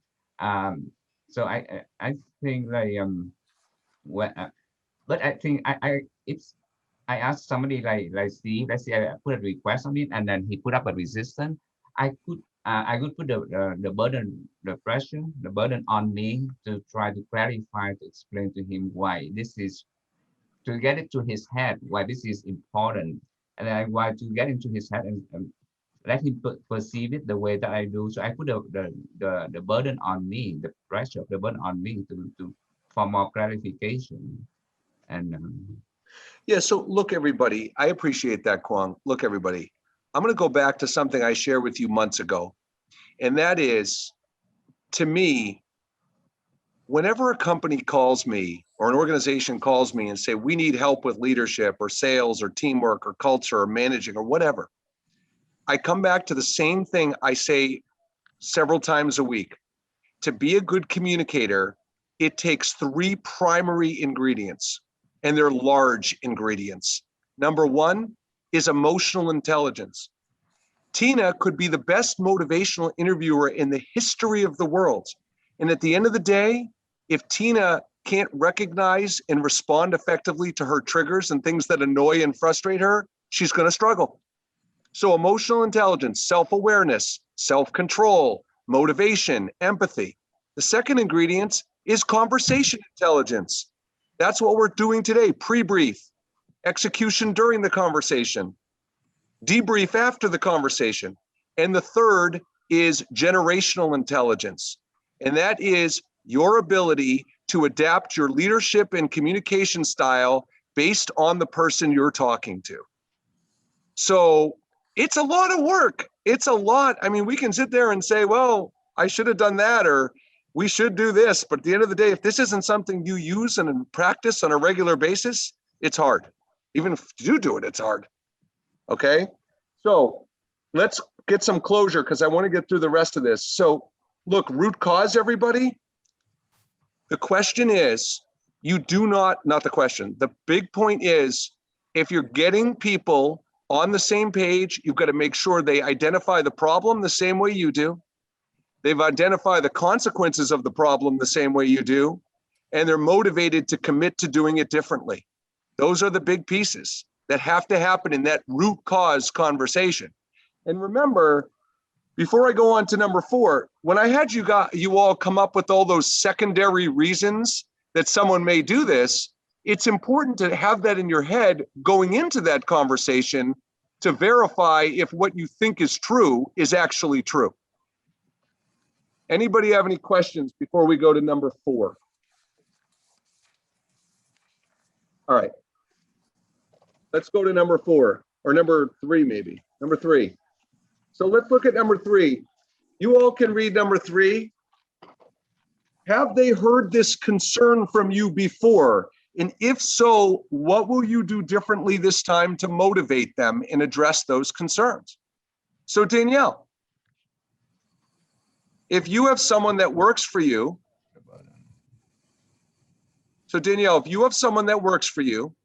you've had a conversation about something you would want to do differently, and you're getting ready to have to talk to them again, why would you take the same approach you took last time? Because it didn't work the first time. So pre-brief is becoming aware of what did I do last time that I don't want to do or do differently this time. Go ahead, Danielle. I don't understand what you're asking. So I'm asking you to think of a situation Okay. that you may have had where you had to talk to someone the first time, that you had to talk to them again. And did you have a self-awareness on, before you spoke to them the second time, you know what I didn't do that time? I didn't get to the root cause, or I didn't, whatever. Any thoughts on that? Trying to think. Yeah, I think I definitely tell myself that maybe my probably wasn't clear in my communication is what I think I always accounted it for, that maybe I didn't explain it well. But I don't think that I deep dive into like specifics about what was it that I did that maybe wasn't clear. So I appreciate you being so honest, Danielle. So, Yeah. so what we're actually talking about is you taking a few minutes to not just say your communication isn't clear, because that's too vague, Right. and to say, wait a minute. And honestly, Danielle, if you did nothing else, but you asked yourself the question, do I feel like I got to the root cause, the real cause of the problem last time? If that's the only thing you did, that would be great, right? Because at least you would challenge yourself to be curious and think a little bit. And Fuzi, let me go to you, because Fuzi, don't you feel like when someone doesn't do something a second, third, or fourth time, when we've talked to them, we talked about our initial reaction is to feel disrespected. So part of the reason I want you all to do pre-brief is to disrupt your thought process. So now Fuzi is sitting there like, I can't believe I told this person not to do this, and they're still doing it. So when Fuzi goes into that second conversation, right, he needs a disruptor, because otherwise, if he picks up the phone or types an immediate email, he might just go, I don't understand why you didn't do this, or why is this still a problem, or whatever. So that's where emotional intelligence comes into play there. Pre-brief is a disruptor and allows you to do some curiosity and some deeper thinking to say, wait, why didn't this work? Fuzi, what are your thoughts? Sometimes we have to investigate a little bit and see if the person is disengaged. That's right. That's if this level of disengagement is taking a curve, and there will be a time where it's too late to fix. Yeah, and you know what, Fuzi, you're making a phenomenal point, because actually, I bet almost everyone on this call can relate to this. How many times do you yourself, or have people that you know that work for you, who feel overloaded, unappreciated, unrecognized, and you just throw your arms up in the air and say, I give up? And what does I give up means? I give up means you become less organized and less prioritized, because you just feel overwhelmed and you're like, I'll just get to what I get to. So when Fuzi talks about disengaged, that is the ultimate root cause conversation, isn't it, Fuzi? Because if the person has given up, Fuzi, let's you and I do a quick role play on this. You feel like someone that works for you, and I'll be that person, has not doing something you want, and it's because they're disengaged. So go ahead, Fuzi. How do you start that conversation? So I see that something is wrong in the way you deal with this process, like eligibility review. I see that you're spending more time, and I see mistakes happening there, which usually didn't happen, and you were doing it in a faster way. What's wrong? So let's assume, Fuzi, I respond with one of those generic responses like I did with Tina, where I'm like, I don't know, I'm just really busy, just got a lot going on. So what would you do then? So I said, you know that we are working on households, which is very, very serious. We are working on people's lives, and how important to make sure that we do the right thing and protect their information and get them the eligibility they deserve. And that's very, very important, because it's the key that why we are here in this building. We are here to help people in a very efficient way and avoid these mistakes. So what am I going to tell Fuzi, everybody? Heidi Bedard, what's the feedback I'm going to give Fuzi right now? I'm very busy though. No, not what I'm going to say next. his approach he just tried, what am I going to say about that approach? Is it the same one that we've already tried? Well, it's the writing reflex. It's what Tina was going to do. He kind of explained the importance of it, right? And I'm telling you, Fuzi and Tina, you guys are not alone or unique. This is what most leaders do. This is, we want to explain to people what the problem is. And for those of you who know Joe Lyman, Joe's a great guy. And he made a funny comment to me on the radio show he does with me sometimes. And he said, all we have to do to get people to solve problems is just explain to them what the problem is. And then everything will be all better, because that's what we do. We explain to people what the problem is and why they should fix it, and we expect them to be motivated to change. And it's not how it works. And so disengaged, you know, if I have a disengaged employee and I feel like it's affecting their overall performance, or there's a couple of glaring habits and trends that have shown themselves, then I'm going to say, you know, what's going on? And then they say, I'm just really busy, tired, kind of overwhelmed with the pandemic. Well, that's not why they're disengaged. It goes beyond that. They can say that as a surface level thing, but that's not the answer. So the root cause, you know, beyond the pandemic and feeling overwhelmed is, hey, everybody, they're making unilateral decisions to stop doing certain behaviors. And they are still doing other behaviors. So what basically has happened here is, because of the pandemic and because they're overwhelmed, they've sat there and say, I don't have the energy or desire to do A, B, and C, but I'll keep doing D, E, and F. Does that make sense to everybody? So there's something there. It's not just the overwhelm and the pandemic. It's you're choosing not to do these three things. How come? That's where we got to go, Fuzi. Does that make sense? Definitely. And Can I here's make the, a comment? please.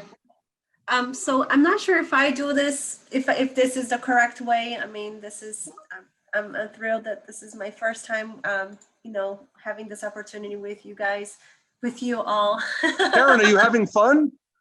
I am, I very much am. Great. You know, I have a huge department, and I quite honestly am, as we all are, we're all drowning, right? But I think that the one thing that one of the techniques that I've been using with my staff, especially because as Fuzi has mentioned, you know, sometimes when they're making a mistake and another mistake and it's the same mistakes, it's not a mistake anymore. It becomes a repetitive, you know, bad habit.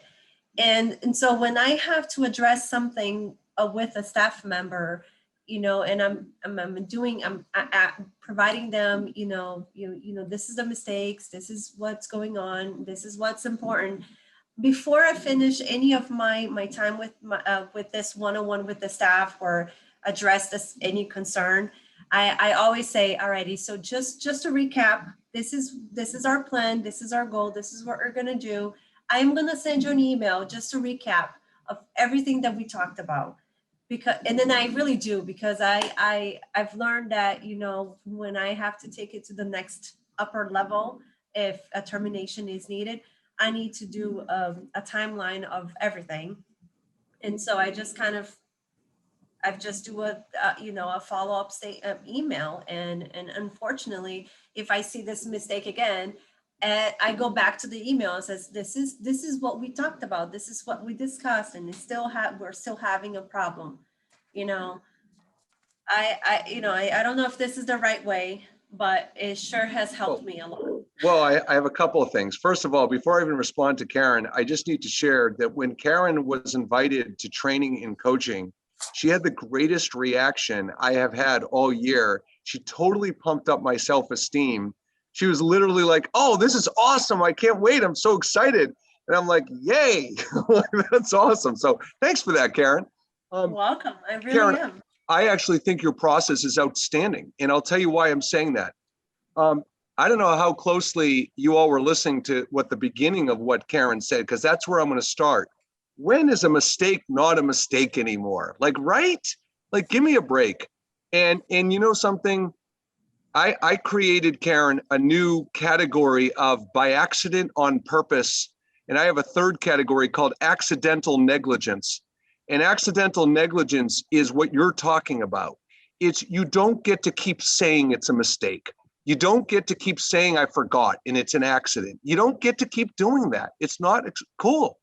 So by documenting that, Karen, and by taking the time to document the action plan and the commitment in the steps, I think it's huge. And there's two caveats, though, I'm going to say to you. If you're managing someone else, I would strongly suggest you make them document the action plan. They should have to do that work, not you. So you would say to them at the end of the conversation, and by the way, Karen, this solves a few different problems. I would say to them at the end of the conversation, hey, so I would love for you to shoot me an email and just highlight and cover everything we discussed to make sure we're on the same page. And then you can say, Karen, and you know why that'll also be helpful is because I'll review it. And in case you missed anything, it'll give me an opportunity to correct it. And, you know, that's consistent with motivational interviewing. Let them do it instead of you having to do it, because that should be their responsibility to show commitment and buy-in. That's now, exactly what I had done. Excellent. So, but Karen, your process is really good. Like, that's a very minor thing. Now, all of you, I will say this, some of us put, and I'm a big fan of documenting,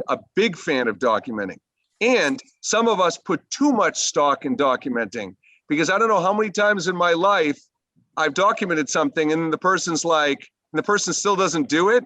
And we want to sit there and say to them, yeah, but you said you were going to do it. It's in writing. We made the agreement. Doesn't matter.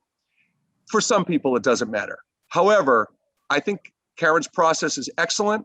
The only change I would make, and part of empathy and accountability is when the person hides behind, I forgot, it was an accident, it was a mistake. You say, totally understand. It's just that it's the third time this has happened, so we can't use that as a reason anymore. And so that's where the empathy and accountability comes in. And listen, you all know this is not a popularity contest. Being assertive and having courageous and difficult conversations, people like Karen could handle it flawlessly, and the person could look at her disgruntled and annoyed and walk away frustrated. And guess what, everybody? That's life. And that brings me back to what I said in the beginning, where Karen, if your counterpart in the conversation walks away frustrated, and you call me and say, Mark, I just had this conversation. I don't know if I did a good job. I'm going to say, did you use kind words, a respectful tone? Were you a good listener, and did you model great body language? Then you did a great job, Karen, because you can't control their reaction. You with me? Just to make everyone laugh, you know, nowadays a Karen being kind has a really bad reputation. You know something? I will tell you guys, you all, I absolutely detest the Karen thing. I detest it. And it's not this, you know, women's lib kind of thing for me. I detest it. I think it's disgusting. I think it creates stereotype and stigma. It talks about women. It's like, so women who advocate for themselves are Karen. It's a joke. It's horrible. I hate it. Hate it. It's just wrong. So anyway, I'll get off my soapbox. But I'm super glad to have a job. So the bottom line, go ahead, Alita, go ahead. I'm gonna throw you a curveball in this whole topic. I love curveballs, Alita. To see what your response is. So what do you do in a situation where, for example, what Karen is doing, what I have done in having these conversations, these tough conversations, and having them tell me, you know, write back to an email and tell me that they understand what was discussed and what the expectations are.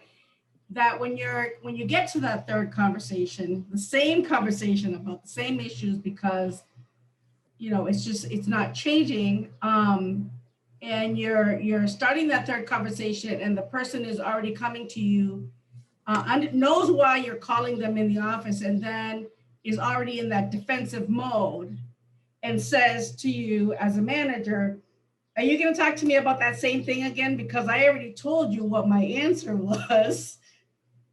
Essentially, sure.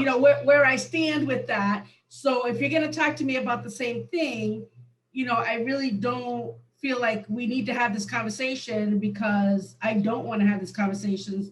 And I think what I'm going to do is I'm just going to go to HR, because you keep talking to me about the same thing. And I've already told you my piece. So essentially, they're putting you in a situation where it's I don't want to use the word threatening, but it's, you have every right to bring up these things and to address these issues. But now the staff person, they don't want to hear it. They're at the point where they don't want to hear it, but they're not willing to improve either. And now they're saying, well, you know what? I don't really want to have this conversation. Maybe I'll go talk to HR instead, because you keep bringing it up. Do you know what I mean? Yep. So it's a great example. It's a very realistic example. And so I'm going to share, before I answer, because I have a solution for you, but before I do, I'm going to share a 30-second anecdote. There is an executive I work with that when I first started coaching her, she insisted on checking her phone throughout the coaching session, and she was completely distracted. And I said to this person, I said, yeah, I'm not going to be able to work with you. And she got very upset. She's like, what do you mean you're not going to be able to work with me? I said, because coaching is hard enough. And if you're not present and committed to what we're doing, I'm not going to be able to work with you, nor will I spend the company's money to pay for your development when you're not committed and mindful. So she said to me, she said, well, I'm going to have to talk to the CEO about that. And I said, I think you should. As a matter of fact, I'm also going to talk to the CEO, because I'm very concerned for you, because I'm feeling like if you can't take 45 minutes without checking your phone and email during our coaching session, it seems like you have a lot on your plate, and I'm going to tell the CEO they should talk to you and be more supportive for you. And she didn't know what the heck to say when I did that. Now that's a real threat. Right. So look, here's the deal, Alita. I have a very specific strategy when I get to the third conversation. And this is what it is. And I'm going to actually act it out for you right now. And I'm going to say, Alita, you'll be the counterpart here, and I'll be you, okay? So when the person walks in, oh, is this what we're going to talk about, the same thing again? Is this? I said, no, actually, we're not. I said, I actually need your help. I'm feeling really resigned and defeated. So hopefully the person responds and says, well, what do you mean you're feeling resigned and defeated? It's just that I don't know how to, I tried everything I know to express the level of importance of these tasks. Yes. And I feel like I'm not being an effective manager or coach here. And I need your help, because what am I doing wrong? That's what I do. Because at that point, Alita, I don't care if you're 100% sure you're doing nothing wrong. Who cares? Right. Who cares? Be vulnerable. Play the vulnerability card and just say, I don't, and really, in Alita, with a tone of resignation, like, right. I'm feeling really bummed out. I don't know what else to do. And when the person's like, and you'll see that will disrupt the person's mindset, because they won't be expecting that. Right. And when the person's like, well, like I said, I just don't have time and whatever, then all I say at that point is, no, I know you've expressed that in previous conversations. However, I feel like if we can't come to a resolution once and for all on how to make this happen, we need to have a different conversation. Right. Yeah. So and that's where it went. But I think the key is vulnerability. Go ahead, Karen. Yes. So let me get this straight, right? If you have a staff that is not being productive, making a mistake, and you've addressed this 300 million times, and now we're playing the vulnerable. A lot of times. Now we're playing this card, right? What motivates you, Mark, keeping this person in your team? Like nothing. What? Nothing. That's my point, Karen. that when you get to that third conversation, that's what I meant about a different conversation. So nothing. So that's my mother yells at me for this because I'm Jewish. I call this the coming to Jesus conversation. I also don't want to offend anybody, so I hope I didn't offend anybody. But my point is that that third conversation is you as the leader putting your cards on the table, you know, being vulnerable, saying, listen, you're not getting this, and I don't know why, and maybe I'm not doing a good job. I need your help. And if they still, at that point, Karen, don't feel committed to doing anything different, that's when you say, look, if your position is these habits aren't going to change, then we need to have a different conversation, because this actually is not the issue in that case, is it, Karen? The issue is no longer the habits. It's what Fuzi brought up. It's a level of disengagement. Yep. So that's also how I tie in the root cause. You see where I'm going with that? So, hey, there's a reason why baseball has 3 strikes, you're out. And you know, to me, I understand the requirements of HR. You know, you got to do a verbal warning and a write-up and all this stuff. Okay, fine. If you have to do that, you have to do that. I just say, Karen and Alita, I just want to hold you both accountable, and everybody else on this call, that if you're on the third conversation, before you say you're giving up, I want to make sure the first 2 conversations used motivational interviewing effectively, because the next training I would do with you guys is the actual conversation itself, the execution piece of habit change. But today we just did the pre-brief. So as long as you can own, Karen and Alita, that, hey, I really have done everything in my power to motivate these people, then sure, go to that vulnerable third convo approach. Okay. Agreed. All right. Okay. Let me see what time it is. Just a quick comment on that. I don't think a lot of people feel empowered to do that because there's no backup to accountability in our organization. Well, so that's a fabulous point, Stephen. So let's talk about that for a moment. So let's play this out. We're back to, we have consequences, rewards, and motivational interviewing. Those are our 3 choices, right? So Stephen's point, if I'm hearing him correctly, is, all right, Mark, if I'm going to take your approach and say that has to be a different conversation, the assumption, Stephen, is that that conversation is going to be termination. Is that what your point is? It's not just termination, just any form of accountability, a write-up or whatever. I haven't seen anybody get written up in the 3 years I've been here. And like, I've heard countless times people be like, can't hold them accountable because nothing ever comes of it. So No, there have been. I think. Well, I'm sure there have been, but I feel the norm is that nothing ever happens. And like, I see people doing the same dumb stuff over and over again. Well, I think this is Jen. I think it's just the disconnect that happens between managers and HR. And so, you know, as a manager, you might bring a potential problem to them regarding an employee, and you follow the things that pretty much Alita and Karen talked about, which is what I've been told by HR, you know, is that if you have a verbal, you send an email and you just, you know, summarize what the conversation was about, so you have proof. And then the next is the written warning. And then, you know, you get to the point where the problem is still there. You as a manager have said, this problem is not going away, and HR doesn't follow through. So that's been a problem. Yeah, so that's really, go ahead. It's good feedback, Jen, good feedback. So, so I can't speak, Stephen, to HR protocol and policies around this. What I can speak to is this.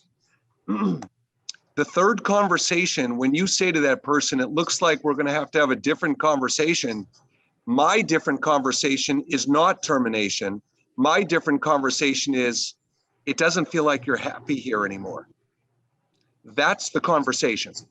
And so we go from what appears to be the problem you're trying to solve to the root cause, which is disengagement. And now when you go to HR, now it's, I got an employee that doesn't really seem happy or want to work here anymore, as opposed to I've got an employee who's not responding to my emails. And I'm just being facetious, but you get my point? Now, I can't speak to what would HR do differently. And I'm going to talk to Helen and Juisa about this because I want to know how you all can feel supported and empowered. However, what I meant in the third convo is we'll call it the disengagement conversation, Steve. Okay. And by the way, you'd be surprised. I would encourage you all, if you can pull off an effective disengagement conversation, it can be super powerful for a couple of reasons, because it can cause self-reflection in the person. It can cause them to start being a little bit more accountable when they realize why they're upset or unhappy. Or it make them say, you're right, I'm not happy, I don't want to be here anymore. So there are benefits to that. Go ahead, Fuzi. I went through that discussion with HR, Mark, remember? And it didn't work. What didn't work, Fuzi? So, you know, I saw a pattern, something to repeat and repeat and then send an email to HR, take it light, send another email to HR, a phone. And it didn't happen, no change. And then one day I triggered, thanks to you, because you made that connection. So we met, believe me, it's 101 in the ring, how would you say? And yes, we made it very clear what's the situation really is. And you know, sometimes managers, we see things happening that takes HR 3-4 years, five years before they see it. And we agreed, honestly, I worked with HR as a tough discussion. It was a tough discussion. And then, yeah, go ahead. And then we found a solution for that employee, and it's all set. Yeah. Yeah, and so here's the thing. I get very guarded when I hear someone say something didn't work, because there's a lot of moving parts and situational details that relate to the success of effective conversations. So I don't know what was nuanced about that. All I can say is that I need to better support you all. And to go to Stephen's point about feeling empowered, I need to understand the HR process a little bit more. So I will work on that so I can support you guys better, you all better on that. All right. Okay. So look, I want to just cover, because I think we only have 10 minutes left. Yeah. And so I just want to get to number 5 real quick. And then I want to finish with a couple of important thoughts. So number 5, everybody, it's pretty self-explanatory. What are your desired outcomes of the conversation? So the reason why we finish pre-brief with the desired outcomes is because most people find a conversation successful if the person immediately behaves differently or changes the habit.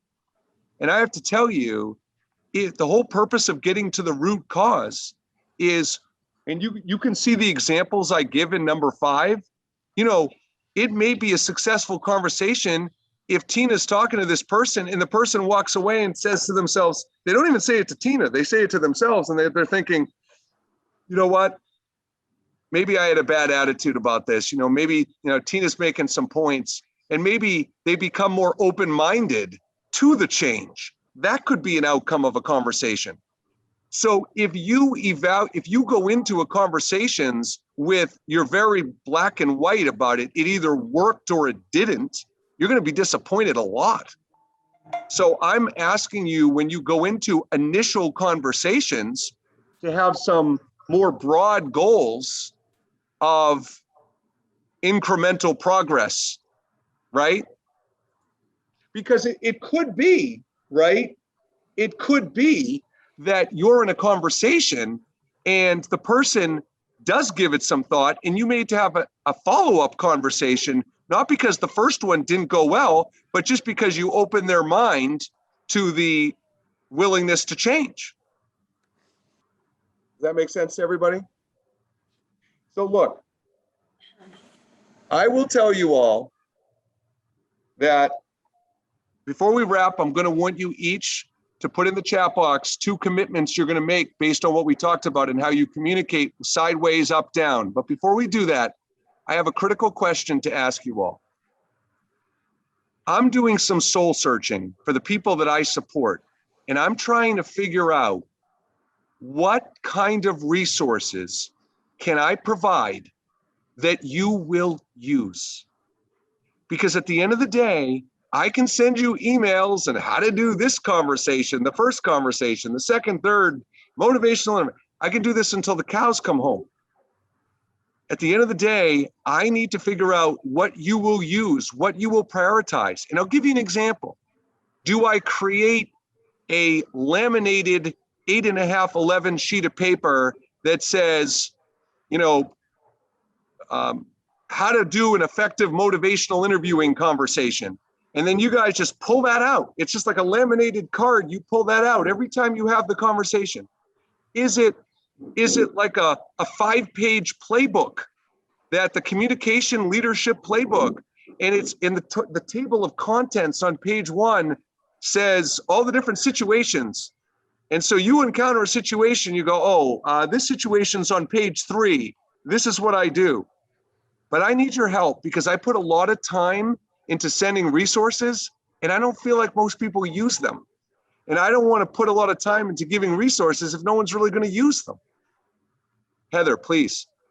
So for me, the handouts that you share that we go over are really helpful, and I feel like I understand the concepts, but for me, I would find it really helpful to see like written samples of like, these are some phrases you could use, or like a sample conversation, because I feel like the concept makes sense to me, but in order to like practice having these conversations, it would be helpful to see it done well. Good suggestion. Really good. Okay, I wrote that down. What else, all of you? So I was going to take these forms and set up a binder so that I would have it. So it kind of goes along with what you were saying as far as, you know, a playbook.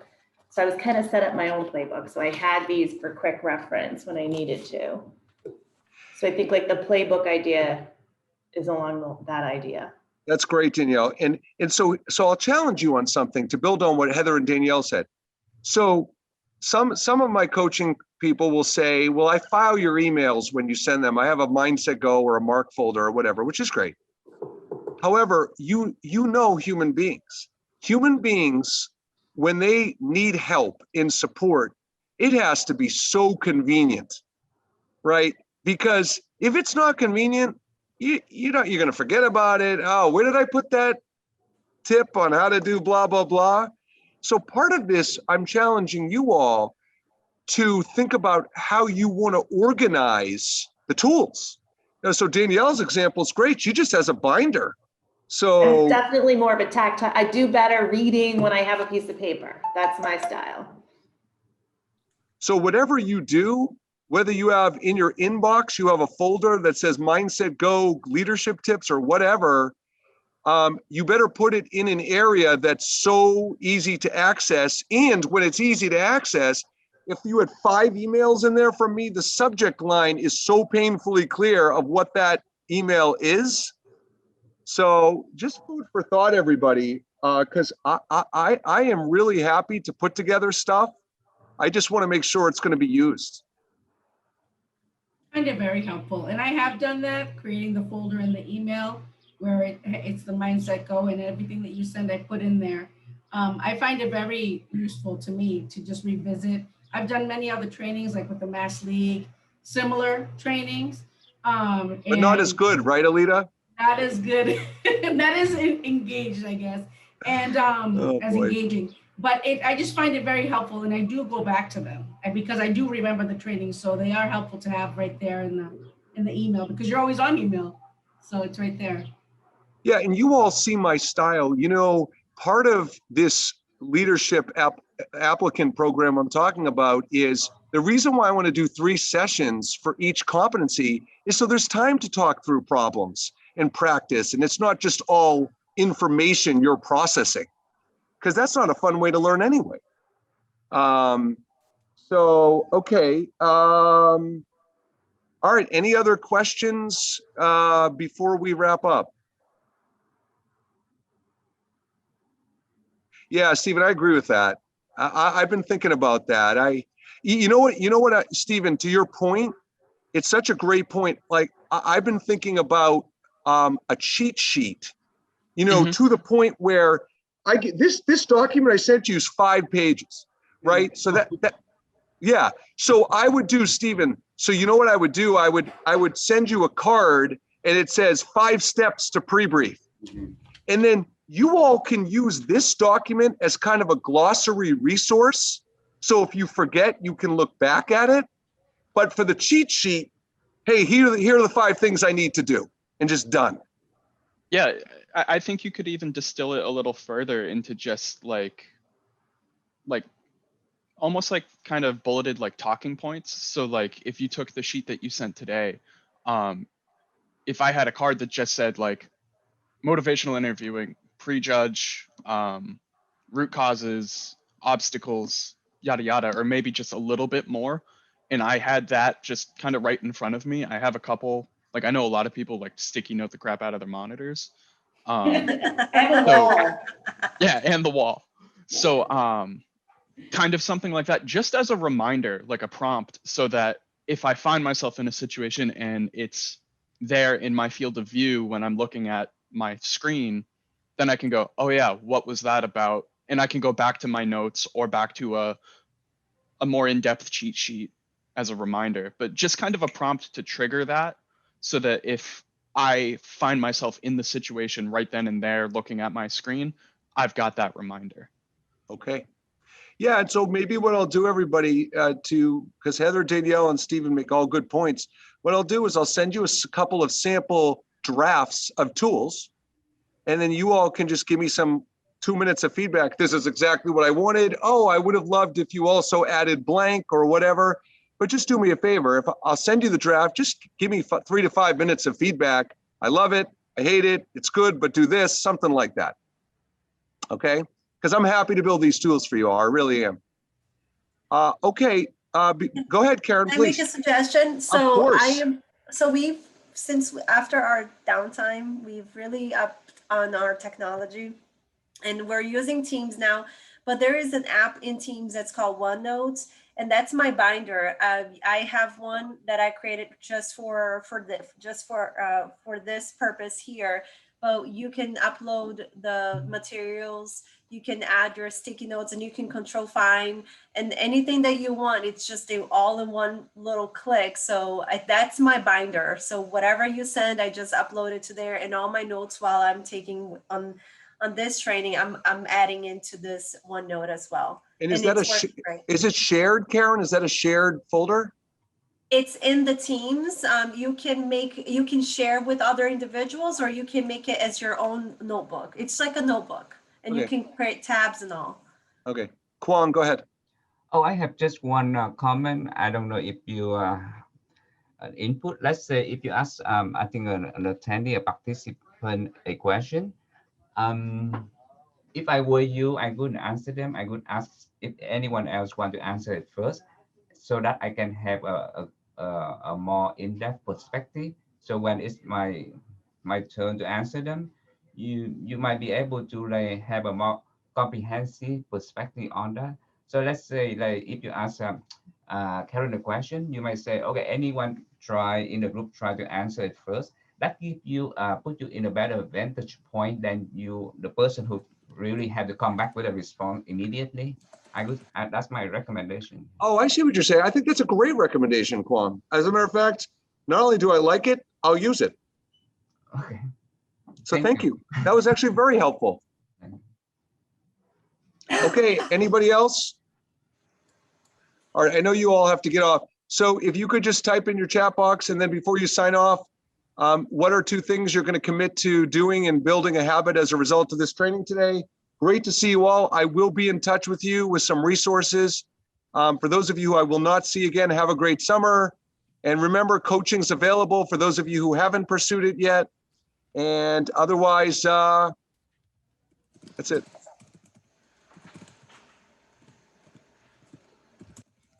Thanks.